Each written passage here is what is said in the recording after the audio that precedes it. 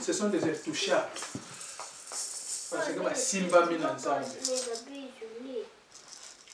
Hier, on parlait ici comme un avion. Et ça, là, au Banga, tâchez votre ceinture de sécurité. Amen. Mais moi, il y a des fois, on peut que c'est normal. La vie, c'est normal. La mort, c'est normal. C'est le plan de Dieu. Mon Dieu a bangaka liwa koleka, ya ba twa masu. Aibe sika okende. Mais siko to baka chaque jour, kolo Yesu yaka, Yesu abimba, moi no ayeba ka pe mingi kolo Yesu yaka, na panza kaka avion na wana ya bien. So wa bien avion ngokota yo kokota. Tadi mtu alingi Nzambe azati. Mais Nzambe a poni nowe, mais na sima ya nowe azomona mwasi na ye. So yo za jar nini ya mwasi. Parce que Nzambe po apona mobali, fata la mwasi na sima. Fata la libota na ye. Nzambe po apona mwasi, fata la libota na ye.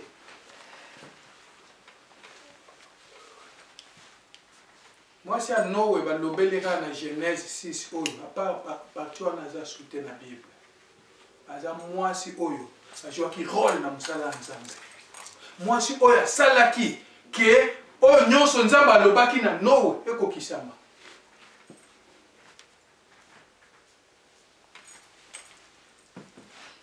Ene biso Nzambe akopono lelo kwa peso ba responsabilité ya minene. Pe ba lobela na mokili mobimba, mais o dépendre na yo. Tolo bia wa biso to yawa.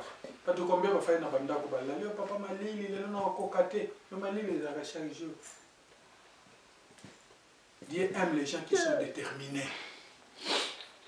Parce que muto azolo papa le na kokate malili. Mais quelle que soit malili. Ah OK de lobi na musala. Parce que là zo calculer il ça 40 par heure fa 8 na resultat so na bet 10 jours là. OK? Makanisi abatu lelo c'est l'argent, c'est pas Dieu. Si Nzambe lelo alingo sala au grand. Alors sala au grand par rapport à ndengo zozo être na ye, ndengo zozo musala na ye. Nzambe a sa responsabilité na mutu a kokite.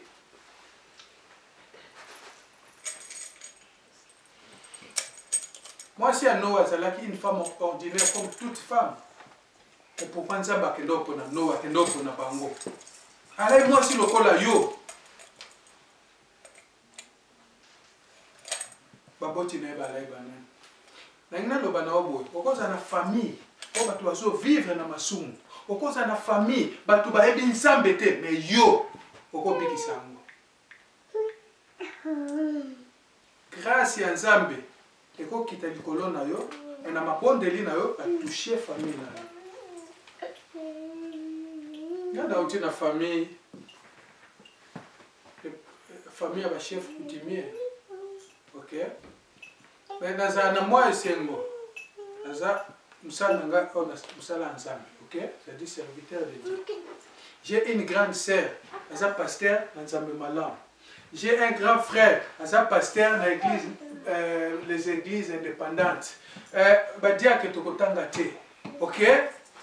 J'ai un frère, un cousin, pasteur, un serviteur, oya banga kanzambe na bosolo, na kotanga kombo ya batute, abane ko travailler na batumsu bani ko sala kombo na Congo, amoni ke bazo kota na aventure, alongwe na aventure abite o eza nzambe te ba komi ko combattre, mais bango nyonso ba combattre avec l'église na bango ekangama. Il y a des gens qui craignent Dieu.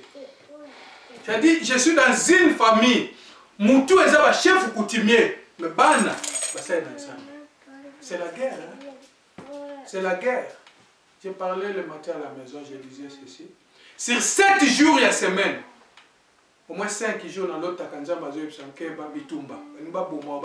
Chaque jour. Pourquoi? Ce que je sais, honnêtement, pour qu'il les églises aiment les pasteurs qui viennent ici. Allez, Boyana Mbongo, allez, Kitunga, ba maman boleki, ba papa, OK? botie botie azimbongo atie na poche yake. Azali bosso na bino pour na mbongo te boyebi yango. Peut-être vous verrez à la fin, tu peux faire un rapport à finance. Quand tu as au moins monté, papa Michel a qui dit non. Mbongo c'est votre argent, vous connaissez un problème en tête. To sangani to sala ndenge nini pona ndeko na biso. Ce n'est pas mon argent que tu tiens des millions et tu as dans la poche. Non, non, non. Kuna nazate. Mais si on a une église, il y a des Africains, il y a des Congolais, l'église combien fait ça rapport à finance. Pourquoi la ligne transparence, la vérité? Les gens n'aiment pas la vérité. Et on a aussi que les anglophones, pour eux, les églises, c'est le business. Tu peux pas. Comme l'église anglophone, l'église, c'est le business. Il faut que tu aies un bon pasteur, un bon, un voiture. C'est pas une vie spirituelle, c'est secondaire. Avant tout, le business. Non. Patrice et frère Patrice, j'ai cherché le monde, je l'ai trouvé dans l'église. L'église est dans le monde. Mais il avait raison.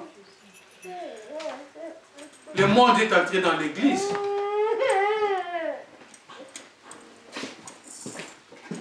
Nzambe akeko pona mwasi oyo. Mais atala ki motema na ye. Et là on a lingi toye ben impact ya mwasi oyo musala nzambe.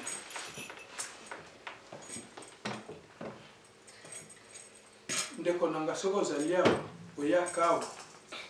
Yeba nzambe azomona yo azomona pe ko azasima na yo. Obali na yo. C'est-à-dire mobile na yo cause vie na sima na yo. Moi sinon cause vie na sima na yo. C'est ça avec Dieu. Bible le bino pso nzamba yo ki mawa na verset 6. Pona ni na sala ki mutu. Mutu aboti na ba ange, ba boti bano ba bengi ba engambe. Bana moko kanda kanda ko boma mutu c'est facile. C'est-à-dire, non, na moi si nae, babandeko vivre na période où moko bato babandeko se moquer na nzambe. Et pas na ba nzamba zala kité.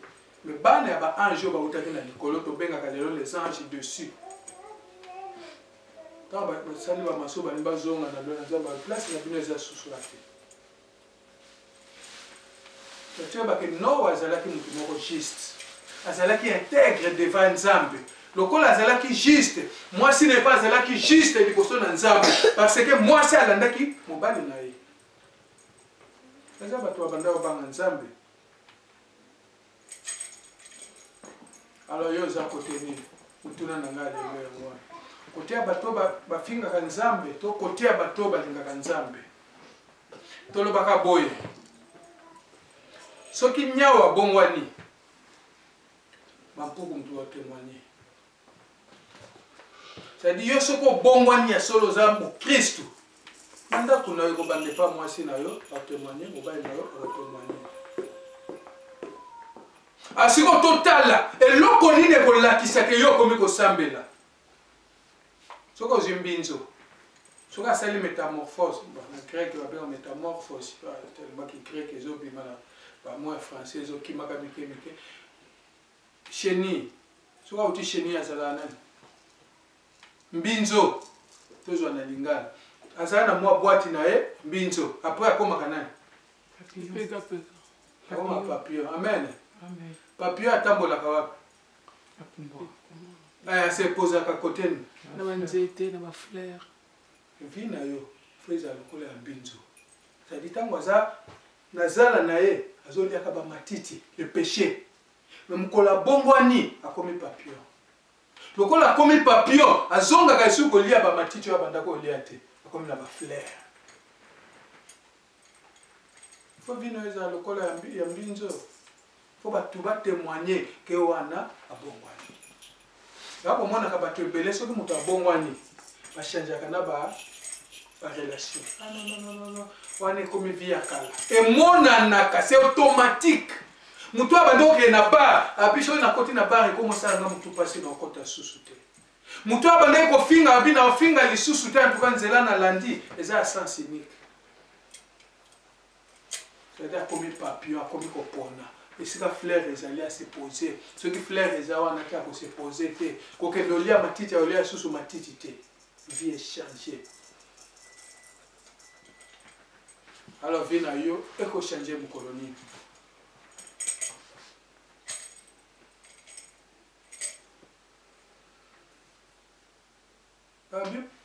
Noé, na période wana bato babanda se moquer na Nzambe. Ndeko, vous croyez que période où bato se moquer na Nzambe te? Les gens croient que bato basambelaka. Les gens ba pauvres, c'est vrai? Il y a quand on tombe au couteau. Église avec les Suédois, plein. Qui te si nous sommes à côté de la voiture na qui, nous sommes à côté à qui? Bazo sambela c'est vrai pour baza ba pauvre, baza ni loko oliate. Abo sambela faut be loko ni nozolu pe pa na Nzambe.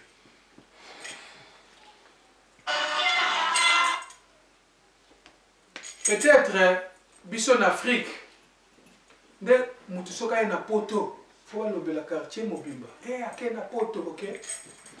Certains tu n'as pas passeport. Vous avez un passeport rouge. Son go que les États-Unis a problème. Rien. A foutu ticket na ekakake. Ok? C'est Gisèle, vous avez un passeport rouge to bleu. Si on a en France, partout, à foutika ticket à Kéo, na Canada, ok? Si on a une kende, net dans une conférence na Canada, si on a outil au Tolobakia, na foutika ticket, ok? Ok? Mais pourquoi? Mais si on a Congo, tango, mutupo ayao, aso mona neti, et l'autre moko ya mutuya.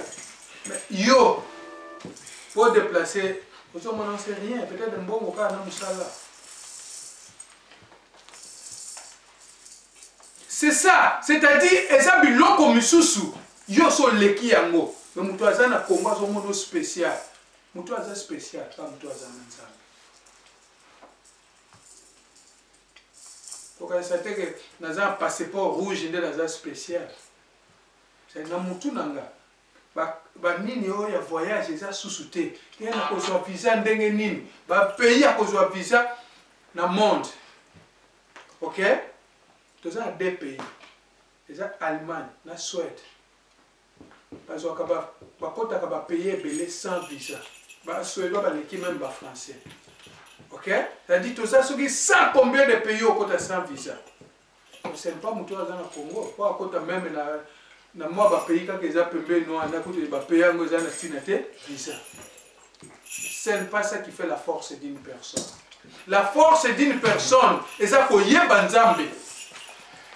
Au cause d'un passeport rouge, au côté d'un avion, on est pensé dans l'océan, au tika dans l'océan, mais ce qu'on est battu au tika dans l'océan. Alors, si tu as la période de mon corps, tu n'as pas envier l'Europe. Ma maman, ma famille, n'ont pas comme Sika Yozali. Mais moi, et là, on a quoi Sabino. Ils sont tous à la période à envier pour qu'on s'y ensemble. C'est ça, toi viens mon konzi Nzambe. Totambola sembo, tous à la base yo ba komema solution na mokili. Tous à la mibali yo ba komema solution na mokili. Kozala na yo eza hasard, eza grâce. Eza na plan Nzambe ke yo kozala.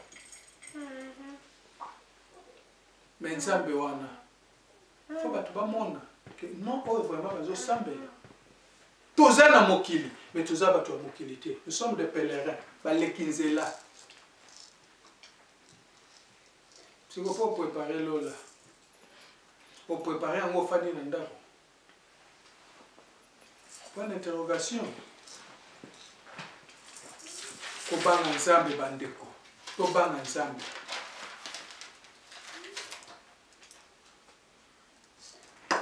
C'est-à-dire dans une loba na yo boye. Toi, tu vas la choix. Ou bien Nzambe, ou bien Mokili. Les gens ont de voir. Alors, ce qui bino, bopoli na bino, oh nini, mais ngana libota nanga. Nous servirons l'Éternel. Les anan. Josué. Ce qui bino, boboye kokumisa Nzambe. Etali bino, mais ngai na libota nanga, to kosala Nzambe. 2 semaines passées dans chaque bino.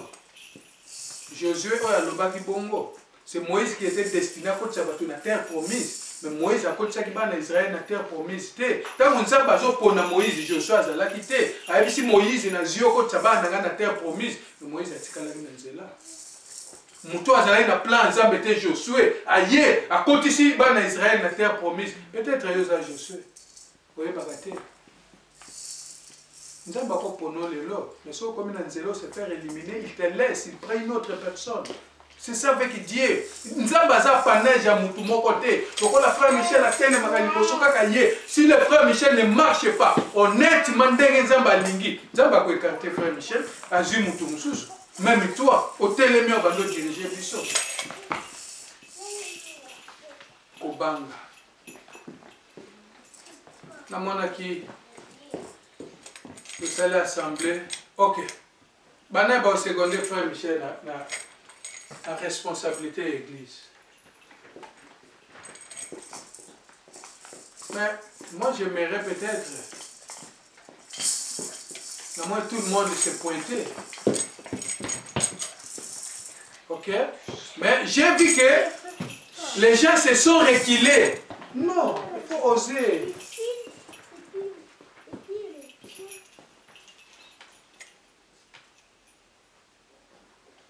Il faut causer, nous sommes ensemble, ce niveau que de l'bosso, il faut causer. Les amis, l'eau comme ça, babota makanamote et yaka na mokilio. Quand diriger programme, tout le monde a bota marqué, na ko diriger programme. Sérieux à diriger programme, t'as babota makabanga na bota na diriger programme. Non, ça vient. Ndenge kaka yoso mona.